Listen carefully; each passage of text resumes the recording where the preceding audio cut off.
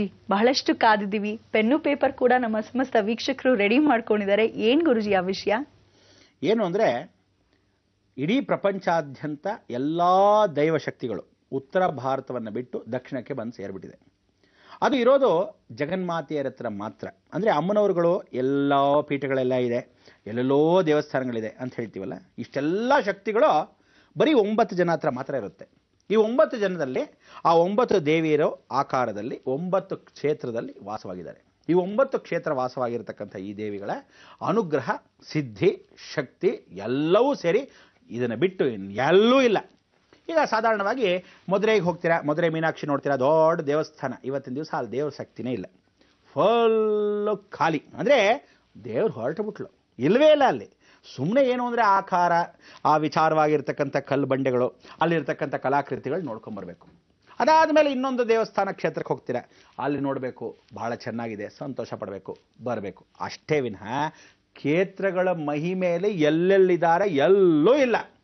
ಈ 9 ಕ್ಷೇತ್ರಗಳು ಮಾತ್ರ. ಎರಡನೇ ದೇವಿ ಕ್ಷಣಾಂಬಿಕಾ.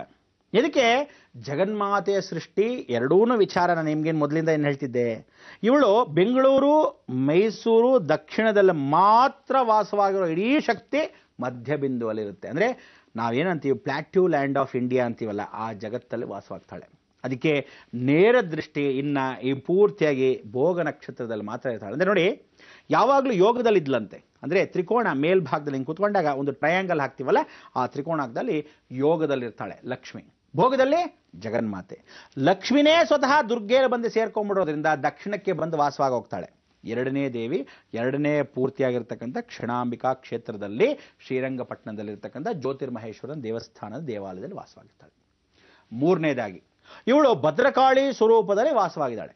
ಭದ್ರಕಾಳಿ ಸ್ವರೂಪದಲ್ಲಿ ಬೈಲಲ್ಲಿ ಮುನೀಶ್ವರನ ಜೊತೆ ಕೂತ್ಕೊಂತಾಳೆ.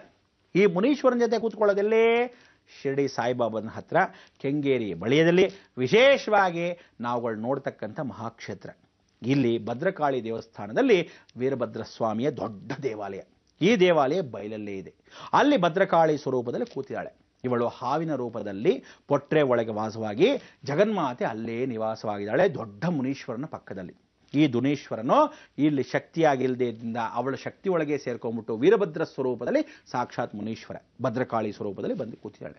ಬಹಳ ವಿಶೇಷವಾಗಿರ್ತಕ್ಕಂಥ ಈ ಜಗನ್ಮಾತೆ, ಇವಳು ಹುತ್ತದಲ್ಲಿ ಎಷ್ಟು ಹುತ್ತಗಳು? ವಿಶೇಷವಾಗಿ 8 ಹುತ್ತಗಳು. ಆ 8 ಹುತ್ತಗಳ ಮಧ್ಯಭಾಗದಲ್ಲಿ ಸರ್ಪಾಕಾರದಲ್ಲೇ ಇದ್ದಾಳೆ. ಇಂಥ ವಿಶೇಷವಾಗಿ ಮಹಾಕ್ಷೇತ್ರ ಕೆಂಗೇರಿ ಹತ್ತಿರದಲ್ಲಿರತಕ್ಕಂಥ ಶಿರಡಿ ಸಾಯಿಬಾಬಾ ಮಂದಿರ ಏನು ಹೇಳಿದೆ, ಅದೇ ಹತ್ತಿರ ಇರತಕ್ಕಂಥ ಮಹಾಕ್ಷೇತ್ರ. ಈ ಕ್ಷೇತ್ರದಲ್ಲಿ ಕೂತಿದ್ದಾಳೆ. 4ನೇದಾಗಿ ಕೂತಿರ್ತಕ್ಕಂಥ ಇವಳು ಇನ್ನೆಲ್ಲಿ ಅನ್ಕೊಂಡ್ರಿ, ಸಾಕ್ಷಾತ್ ಕನ್ಯಾಕುಮಾರಿ. ಕನ್ಯೆಯಾಗಿ ಕೂತಿರ್ತಕ್ಕಂಥ ಕನ್ಯಾಕುಮಾರಿ, ತುದಿ ನಾಲ್ಗೆ ಅಂತ ಹೇಳ್ತಕ್ಕಂಥ ಭಾರತ ದೇಶದ ತುದಿಯ ಭಾಗದಲ್ಲಿ ಕೂತಿರ್ತಕ್ಕಂಥ ಕನ್ಯಾಕುಮಾರಿ. ಕನ್ಯೆಯಾಗಿ ಅವಳ ಮೂಗ್ಬಟ್ಟಲ್ಲಿ ವಾಸವಾಗಿರ್ತಕ್ಕಂಥ ಇವಳ ಪಾದದಲ್ಲಿ ದೊಡ್ಡ ಲಿಂಗ ಇದೆ. ಆ ಲಿಂಗದ ಮೇಲೇನೆ ಇವಳು ನಿಂತಿದ್ದಾಳೆ.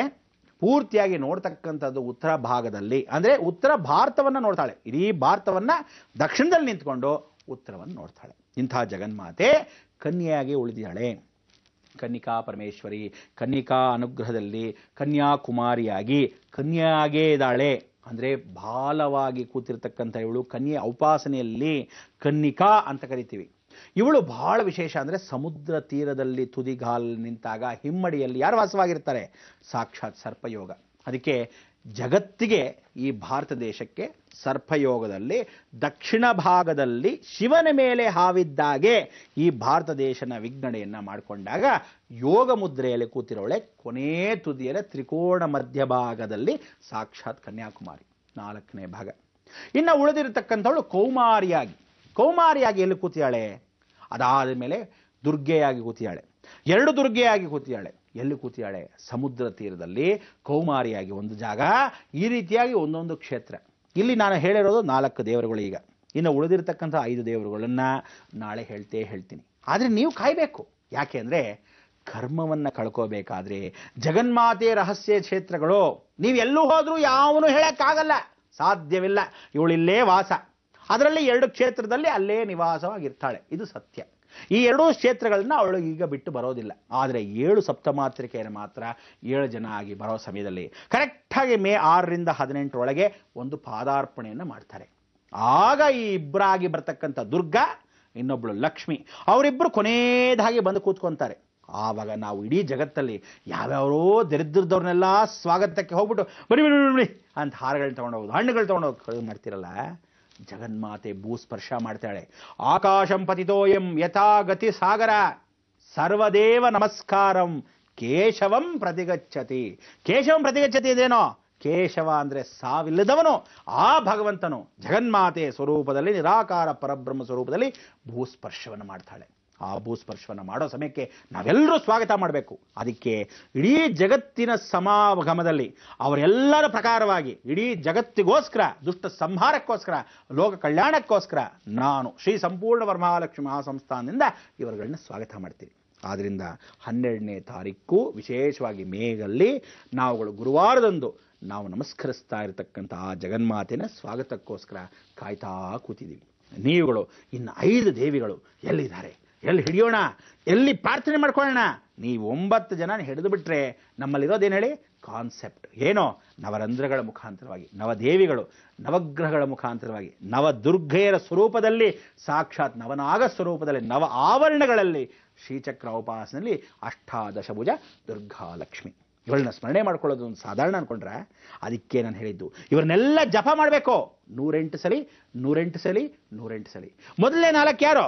ಚಾಮುಂಡಿ, ಕ್ಷಣಾಂಬಿಕಾ, ಭದ್ರಕಾಳಿ, ಕನ್ಯಾಕುಮಾರಿ. ಇವ್ರು 4 ಜನನ ಸ್ಮರಣೆ ಮಾಡ್ತಾ ಇರಿ. ಇನ್ನು 5 ಜನ ಯಾರು ಎಲ್ಲಿ ಅಂತ ಹೇಳೋಣ. ಲೋಕ ಸಮಸ್ತ ಸುಖಿನೋ ಭವಂತು, ಸನ್ಮಂಗಳಾನಿ ಭವಂತು.